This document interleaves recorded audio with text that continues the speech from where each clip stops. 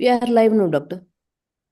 Good evening and welcome to this once in a lifetime kind of session, which very rarely we have an opportunity to actually go down and see how a good image is to be acquired. And there is lots to learn for all of us. So I must thank Mr. Martin and Grit, who is here, and Grit is going to give us a demonstration about how to acquire the image. Grit Leuner is a trained optometrist holding a master's degree. She has worked many years in eye clinics and has seen how clinics work and how patients behave. After that, she has joined Heidelberg in 2018 and picked up a lot of teaching skills. And she has trained many customers about how to use the Antirion and the Spectralis. And now she has joined the global learning team, and now she's conducting sessions all over the world on this, and I'm sure we have lots to learn from her. So Grit, I think I'll invite you and you can take over from here. Yeah. Thank you very, very much for this very nice introduction. Hello everyone from Heidelberg at the headquarters of Heidelberg Engineering. Today's topic will be the acquisition with the help of the Glaucoma Module Premium Edition, as Martin already introduced to you last week, right? And we will do this with this very nice machine right here. To get started, I think perhaps it's a good idea to review the scans and the scan patterns we are going to acquire before we actually start the scan, okay? So let's share my screen for that and to have a look at the scan patterns that we will use, okay? For each eye, we will acquire two scan patterns, one focusing on the optic nerve head and the second one focusing on the posterior pole of the eye. Both of them are aligned towards the anatomic positions within the eye, which is the fovea and the center of the Bruch's membrane, okay? And in each and every scan, we highlight a different aspect that we want to review. In the optic nerve head scan, we first of all look at the rim and look if it's evenly distributed compared to the reference database. And in a second step, we look at the retinal nerve fiber layer thickness and compare it to the reference database as well to really look for early signs of change, of glaucomatous change. And in the second part, by reviewing the posterior pole, we can have a closer look on the deviation map, really analyzing the single thickness of the ganglion cell layer to look for early change, as well as the retinal nerve fiber layer. As you can see here within the display tab, this scan looks quite tilted within the eye, and this is why it follows this axis between the fovea and the center of the Bruch's membrane opening to really have a nice alignment that is the same patient by patient by patient. And for that, we first of all have to acquire the anatomic positions for each and every patient before doing the baseline exam. And this is what we will do now. So just a second, I will start the examination right now. I ask my dear friend and colleague, Melanie, who is volunteering today as my dear patient, to come closer to the device. And yeah, so as I said before, by starting the acquisition and switching to the glaucoma module, what we will do in a second is to find out where the fovea and the Bruch's membrane opening center of Melanie are, okay? And before I do that, perhaps let's just have a closer look at the general acquisition with the help of the Spectralis, okay? Inside the device, Melanie sees a blue cross just blinking, and she just focuses on that. I move closer towards her, evenly illuminating the left picture, and there you can see the very nice confocal infrared image that Martin already highlighted last week, right? I can change the focus in that direction that everything looks nice and sharp and clear. And on the right-hand side, we can see the OCT image. But we're not here for retinal imaging, right? We are here for glaucoma imaging. So I switch the application to the glaucoma application. And what you can see right here are these three scans, and perhaps very small on your screen, there is a little red APS on the upper right-hand side of each scan pattern. telling us that the anatomical positioning system, APS, is not set for this patient because this is a new patient, okay? And as soon as I click on the scan pattern, the system all automatically starts the acquisition and the setting of the fovea and the center of the Brooks membrane opening. I click on it, and now you can see that first of all, the internal fixation light switches automatically to the nasal side, and I just move my camera nasally as well, and I adjust the focus. And it tells me that step 1 of 4, we want to look where the fovea of my dear patient is, right? Okay, so let's do that. I evenly illuminate my image, I set the focus in the correct position, and now I start the fovea detection. This blue bar rises, and in both scan positions, showing this nice crosshair right here, both times the fovea is already aligned correctly, and I can just double check, so my kind of human sense of things being right can also be taken into account, okay? In the next step, I confirm this fovea position. So right now, the system already knows, okay, there is Melanie's fovea. In the third step, we take care of the optic nerve head and, of course, of the border of the Brooks membrane, okay? So in the next step, we want to have a closer look on the Brooks membrane opening, and we want to detect its position. And the software helps me with that. In both scans, so the scan position is divided into 2 parts again, and in both positions, we can clearly see the end of the Brooks membrane opening, and it already was detected correctly by the system, okay? Again, right here, I would have the chance to give some input from my side, but I don't think that I have to. I confirm this Brooks membrane opening position, and what you can see right now, what happens is that the scan already is aligned following this fovea and Brooks membrane opening center, okay?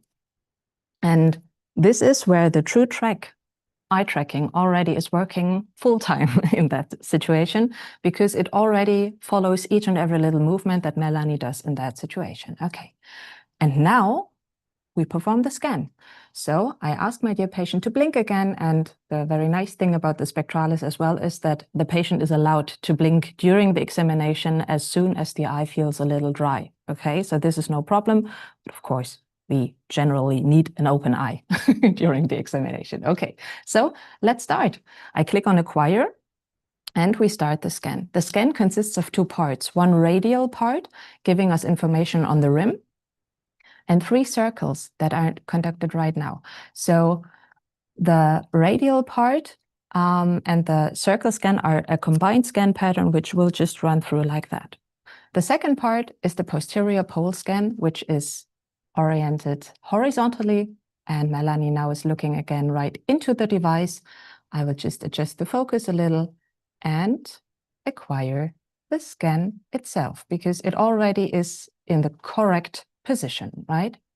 Each and every scan line is averaged 9 times to give us a very nice and sharp image afterwards. And this is all that we had to do for the right eye. Let's repeat this for the left eye. So again, first of all, we evenly illuminate, looking at the infrared image on the left side. Then we choose our scan, telling the patient the light will jump nasally. Please follow the light inside the device. And now we adjust the focus again, admiring this very nice infrared image that we already can see on the left side. And we start with the fovea detection for the left eye. Okay, so we click on Start Fovea Detection, check if the fovea detection is correct, confirm it. In the third step, we check if the system just has enough information on our Brooks membrane opening, ask the system to start the BMO detection in the third step, and in the fourth step, we check if the system is correctly seeing the Brooks membrane opening. Perhaps we have to rotate the scan a little, but then we can clearly see that the end of the Brooks membrane already is met in all the 4 points. And from those 4 positions, what is calculated is the center of the Brooks membrane opening. So we confirm this position, and what is done again is the scan is automatically aligned to this fovea BMO center axis. Okay, and now again, we will acquire the image. find the perfect illumination, make sure that the forehead is in the forehead rest, and then we start the scan by clicking on Acquire on this touch panel that you are not able to see here, but you have to believe me, I start the scan. So again, what is done is the radial scan pattern first, followed by the 3 circles averaged 100 times, and then we just add the posterior pole scan as the second scan. Again, evenly illuminate, check the focus, and then run the scan by clicking on Acquire. For patients that perhaps are showing dense cataract or something like that, of course, you are able to increase the ART value that you can see here. So right now, each and every line is averaged 9 times, but you're able to pull that up to 15 or 18 times to really get rid of those little imperfections within each scan line. So this is a nice thing that we can do as well. Okay, let's look at the scans that we just did, okay? And I will go out of the acquisition module. And yeah, we will just have a closer look on the viewing module at first. Which data do we get? Where do the parameters come from? What do we have to check and to keep in mind when looking at these new data? Okay, so what we can see right here are for the right and the left eye, we are having our baseline examinations. We see these little red squares right here. If you are a Spectralis user or you want to become one, then you can really keep in mind these are our baseline, our reference images, okay? And this is set automatically, so the system will really remember the exact position of the scan and recall it in future if we want to do a follow-up examination. A second thing that we might see here is a little exclamation mark in a triangle. This is kind of a warning or a reminder, a kind reminder that all the data that we will review have a thickness measurement as their basis. So a segmentation, an automatic segmentation process that perhaps needs to be checked before really rely on these parameters, okay? And this is what we will do right now. We double click on this scan that we just did, and the scan automatically opens in the BMO rim analysis. As quickly as we already quickly saw before, for each and every scan, perhaps this viewing module looks a little different, okay? Depending on the scan that you did, you will see different parameters available here. So at the first thing that we want to do is to check the segmentation, and at the same time, we can quickly review where our data comes from. Right now, we are in the tab BMO rim analysis, right? On the upper left side, we see our infrared image and the scan position as an overlay. The scan that is highlighted in green right here is the OCT information that is displayed next to it, okay? So if I scroll through this scan pattern, I can always review the OCT information next to it. And the Brooks membrane opening rim analysis tells us the minimum rim width from the Brooks membrane opening towards the internal limiting membrane. Both of them are segmented automatically. And we can check if everything went well in that case, okay? So the red line that we can see right here is the internal limiting membrane, and the little red dots that we can see right here are highlighting the end of the Brooks membrane. And these little red dots, you can also see it like some kind of en face overlay on the optic nerve head right there. So we can check if everything is really regularly shown, and we can scroll through the images, check if everything is regular. And if we are sure that there is no segmentation error in there, we can clearly say, okay, we checked this, I confirm the correct segmentation. Now let's review where the data comes from. As I said before, it's the minimum width from the Brooks membrane opening towards the internal limiting membrane. And the thickness value at this point is then plotted at the thickness diagram that you can see below the OCT information, okay? So arrow by arrow is plotted down here, and this is resulting in this thickness profile that we can see as a black line, and it is compared to the reference database. And right here, we can look for changes. Typical changes would appear in the temporal inferior and the temporal superior region, right? The last thing that we can see in this display is the Garway-Heath sector analysis in the lower left. This is some kind of a summary, a mean value of the regarding sectors that we can see right here. So you have all those thickness values inside, for example, this nasal superior sector, and the mean value is shown right here. And the percentile is shown below, telling us, how, a word is missing. So, in this case, 33% of the reference database are having the same thickness. How normal, Grit? What's the percentage of normal patients that would have that value? Yeah, exactly. So we know the probability of this thickness to be normal or not, okay? And the lower, of course, the percentile that is shown below, the less probability, the lower the probability that this is still a healthy patient, okay? However, we do have the thickness values, we do have a thickness profile, so rather let's review that. This is the analysis of the rim. Next, we can analyze the retinal nerve fiber layer that we got from the circle scans, right? We did 3 circle scans, and again, the one that is highlighted in light green right here on our infrared image is the one that is displayed right here. And an automatic segmentation happened again, and the thickness of this structure is then plotted in the thickness diagram down here, visible as this black line. And again, you can quickly compare it to the reference database, see if it follows the mean value of the reference database, so the 2-hump composition that Martin already talked about last week, or if there are typical signs of early glaucomatous change. For example, some focal defect in the structure. This is something that would be visible right here.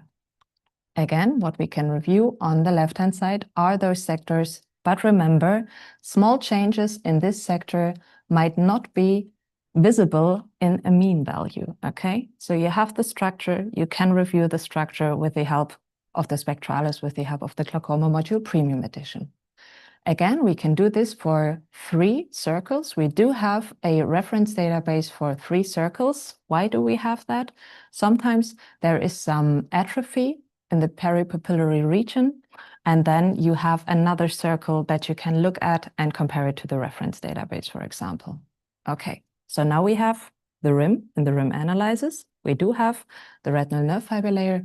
Let's move on to the posterior pole that we also acquired. Right here, the tabs look differently, right? And we do have, of course, the display tab always showing us the raw image information, okay? The OCT image and the infrared image. And what we are really looking for is the deviation map tab, because we want to see what the single layer of the ganglion cell looks like. And we want to compare the thickness of the ganglion cell layer, for example, again, to a reference database and see the deviation. If there is some deviation to normal, if the thickness of the ganglion cell layer in this certain area is outside normal limits or not. And how is it displayed? In the upper left, we can choose which layer we want to review. Just the retinal nerve fiber layer, the ganglion cell layer, the inner plexiform layer, or the retina, the total retinal thickness. But a nice thing that is present here is that we always have the complete retinal thickness on the right-hand side for comparison, to look for general thinning, for example. In the center, we do have the thickness map of the ganglion cell layer in that case, and right next to it, we have the deviation map, showing us within this color coding that in the green area, everything is within normal limits. Everything that is highlighted in yellow is borderline in thickness, and red means outside normal limits. And of course, we are again looking for typical patterns, as Martin already highlighted last week. Okay, so what we would look for glaucomatous change, besides our retinal nerve fiber layer loss and perhaps something going on within the rim analysis is that we would look for temporal inferior or temporal superior loss first, later perhaps going on towards the ganglion cell where the thickness is thickest, okay? What else can we see in this display? Right here, we have the macular ganglion cell layer classification. Again, we have this nice classification grid in the area where the ganglion cell usually is thickest. And there we, again, have mean values, and they're just shown with reference to the reference database again as a nice overview. But again, you have a whole scan, you have this very nice posterior pole area, and sometimes the first changes are happening outside the thickest, usually thickest ganglion cell layer area. Okay. Because we are Heidelberg Engineering, we show the underlying OCT structure in each and every scan, okay, that you know where your data comes from. And this is why in the lower left right here, all the OCT scans that this posterior pole scan consists of is highlighted, because sometimes you don't know why, perhaps some segmentation error happened, and then you can quickly check if it is an error or if it is really loss of tissue. So this is quite nice. Let's check the left eye. So again, I double click on the little thumbnail image, and I can first of all check that the segmentation was done correctly. I can quickly do that by checking the shape of the Brooks membrane opening dots. I can check it by scrolling through the single images. Everything looks nice, and I confirm the segmentation. Then I can look at the data itself with confidence. And I can see that temporal superior and temporal inferior, the thickness is following the mean value of the reference database. In the second step, I review the thickness of the retinal nerve fiber layer. I check the segmentation, which worked quite nicely. We check if we have a hump temporal superior and temporal inferiorly, and we can tell that everything looks quite nicely, right? Then we go on by looking at the posterior pole scan and the deviation map, checking for deviations at the posterior pole. The ganglion cell layer looks nice as it should be, like a donut in that case. And the deviation map looks green all over, so no typical pattern of loss. Good for you, Melanie, yay. And what I did not show on the right eye is, of course, we are able to review the retinal nerve fiber layer as well. So in case of bundle defects, we would see them perfectly in that thickness map as well, okay? As all of us know, when we talk about glaucoma, we talk about progression. So the follow-up imaging is crucial, and this is what we want to do now. So I quickly start a new examination to follow up my patient on the glaucoma module premium.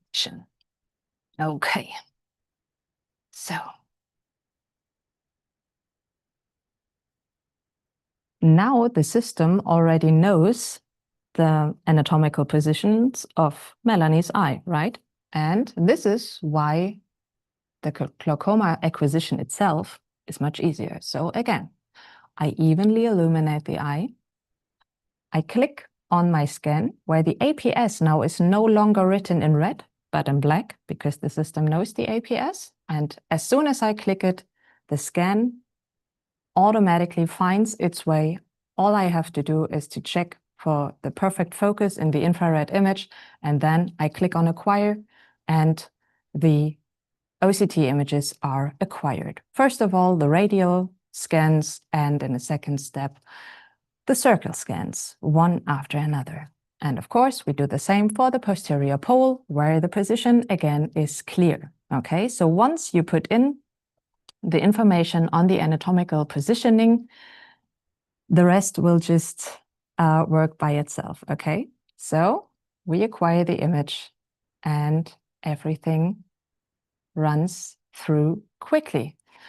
The very nice thing about the Spectralis is that we all the time during the scan, we can check the condition of the scan and do something about it if perhaps something is going wrong, like our patient's forehead is no longer at the forehead rest. then we are able to really readjust the camera towards the patient so that our OCT is not running out of the OCT window, okay? And as I said before, our patients are able to blink during the examination. So I'm now clicking on acquire and for my posterior pole, and the posterior pole starts. And if I ask Melanie to close her eyes and to open them again, then the scan just pauses. It takes a break and it continues as soon as the information is there again. Okay, so this is quite nice for our patients as well. And as I said, the follow-up images really are super easy and done quite fast, okay? Because we no longer have these 4 steps, which, to be honest, don't take that much time as well. Okay, so this is how the follow-up imaging works. And it's quite easy, isn't it? Okay. But because Melanie's eye isn't that, I would not say it's boring, but perhaps there is another case I would like to show you that shows a little more, glaucomatous change over time, so that we can have a quick look how we analyze progression in a patient, okay? And for that, I prepared a case that I would like to show you. So this is that case right here.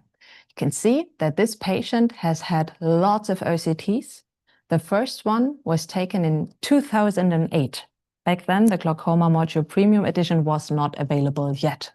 What they did back then was the single circle scan to evaluate the retinal nerve fiber layer thickness, okay? In 2014, the Glaucoma Module Premium Edition was available, and then they did the baseline exam there. But let's look at the first scan that was done back then, because this standard module still is available at the Spectralis as well.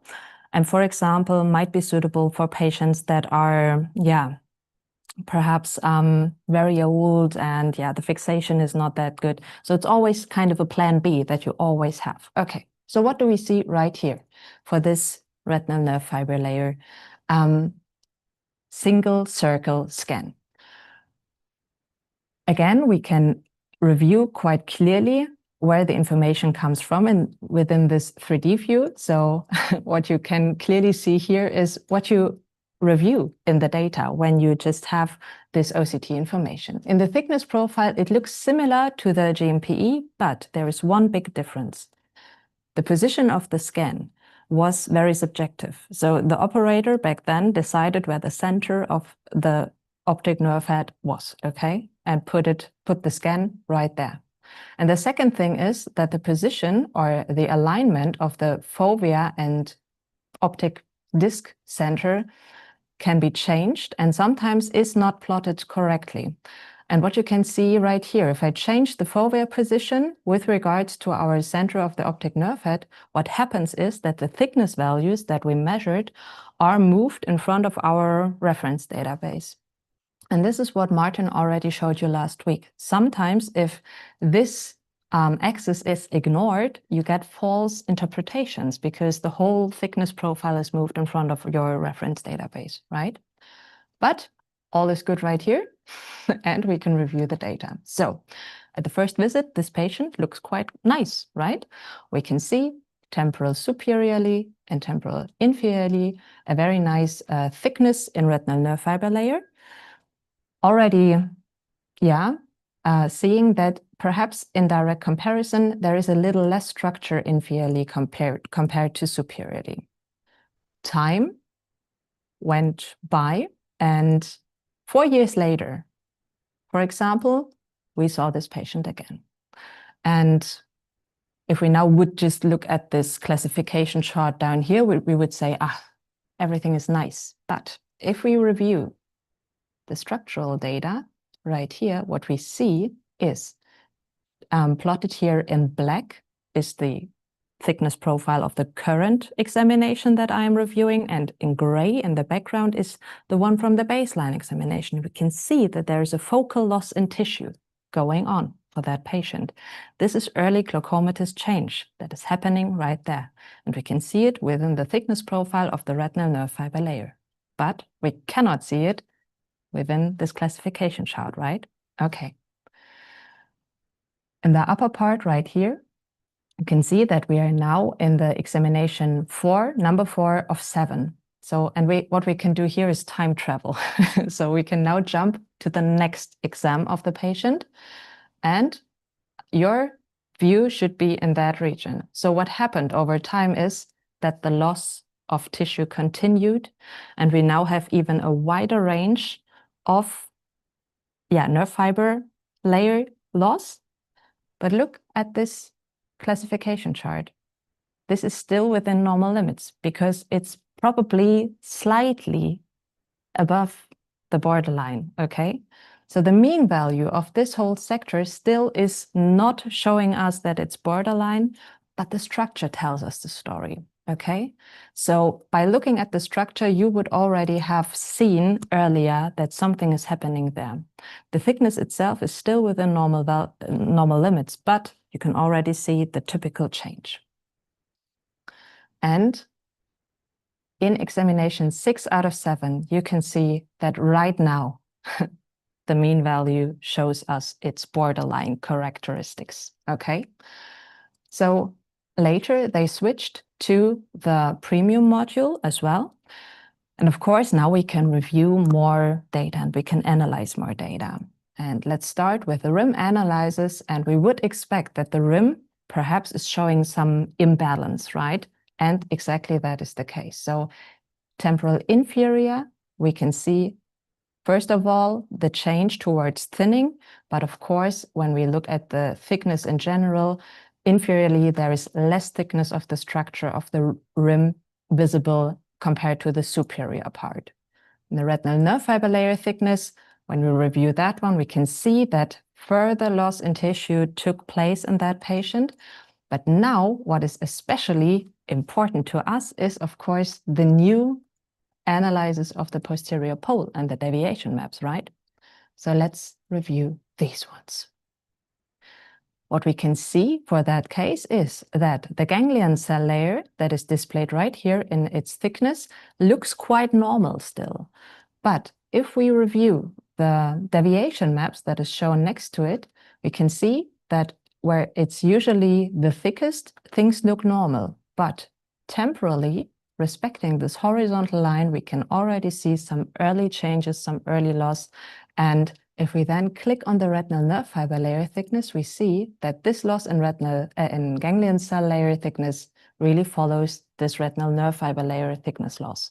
So this is how we get the whole picture. This is how we get the complete picture with the help of this very nice glaucoma module premium edition. And yeah, I hope this was a very nice overview for you. And yeah, I'm open for questions right now. Yeah. Perhaps Martin is there as well. Yeah. Okay. Hello. Yeah. So hi. So that was really very interesting.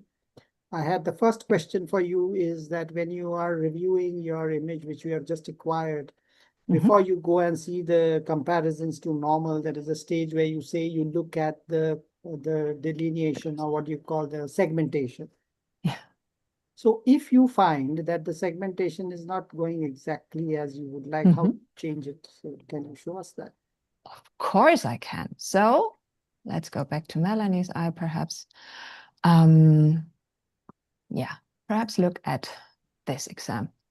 So, of course, you always have the chance to correct the segmentation if you see some error happening there. Let's start with the Brooks membrane opening and the internal limiting membrane. So the error could happen in 2 places, right? In first scenario, this little red dot right here is not where it should be. Then we can open the segmentation editor. I'm sorry, that was of course the wrong one. So this one with the turquoise color gives us the chance to move these little red dots to the position where we want it to be. And perhaps I will just do it at another position. For example, in that position right here. Okay, again, I activate the editor and I move that little red dot. What you can see is the thickness that is measured and plotted in the thickness profile, of course, changes as well. And this is where you would see some errors already within this thickness profile. But yeah, this is the first thing that we can do. We can do the automatic segmentation. We can correct the Brooks membrane opening points, but also we can correct the internal limiting membrane, especially in that area right here. We click on it, we choose the tool that we want to have, and I'm really just making nonsense right now, but this way we are able to put the internal limiting membrane in that place where it should be. Especially at the optic nerve head, sometimes there is something going on with regards to the vitreous, so sometimes there are some changes, but yeah, you are able to correct them. Okay. A second thing, again, in the retinal nerve fiber layer, here we are looking for the perfect segmentation following the retinal nerve fiber layer. And again, wherever you can see this little sign here, this little button, this little icon, it says, I am able to edit the layer segmentation there. I click on it, the editor opens, I click on the layer that I want to edit, and then I choose my tool, and then I edit the segmentation. And if after you've edited, and then I would just say that, my optometrist has done the scan. And Yeah. she has edited something, and then I come there and I want to reverse it back to original, that there is a button there to do that. You can do that. So for example, if I changed something right here. Yeah. And save it, and you would say, I'm not okay with that. It really looks not cool. This is not normal behavior. Then you go back to the editor and you always have this little automatic shown down here. So you select the segmentation line, click on automatic, and then you override all changes that have been done. All right. Okay. That's very helpful. Thank you. Okay, you're welcome. So that is a good thing. Now you said that, in some patients, we have these very large areas of peripapillary atrophy, where we go on, increasing the size of the circle. But then there is a limit. Sometimes you still can't get anything. So what can we do something about that? Or that's the best. Well, we cannot adjust the scan size. We can look at the posterior pole. Then Martin, do you have something to add? Yeah, I think where you have highly myopic eyes with large areas of PPA, the tendency is to go default to the ganglion cell. Because that's the only stable part of the anatomy that you can reliably look to see if there are any patterns that look familiar to you from a glaucoma point of view. In fact, if we're doing cases next week, I'll show you an example of that highly myopic eye, because the neuroretinal rim information and the nerve fiber information is not useful because it's all disrupted. So your best thing that you can do is to go to the ganglion cell and look to see whether the patterns are familiar there. Yeah. Great. Yeah, we'll look at that. That's nice. And one more question is about the refractive error of the patient. So, you have patients who are highly hyperopic and highly myopic. Is there any setting that needs to be done, or nothing to be set on the camera? So during the examination, what I do is I set the focus with the help of this focus knob, and I look at the infrared image where it has its best, most crisp sharpness. And this is exactly the correction that I need. And then we can do the scan following to that. If you have patients that have high astigmatism, sometimes it's helpful to put glasses on to really have the best sharpness, but usually everything goes best without any glasses, any contact lenses, just like that with a good tear film. Then everything will be fine. Fantastic. Yeah.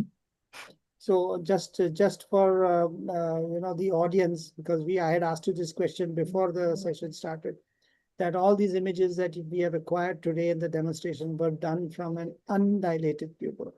Yeah, that's true. Undilated and very bright room. So yeah. Okay. Exactly. It's what we talked about offline and what we talked about last week. It's the benefit of confocal optics that allows you to get into an undilated or small pupil, and that's one of the big advantages that you don't realize you get with the camera. Yeah.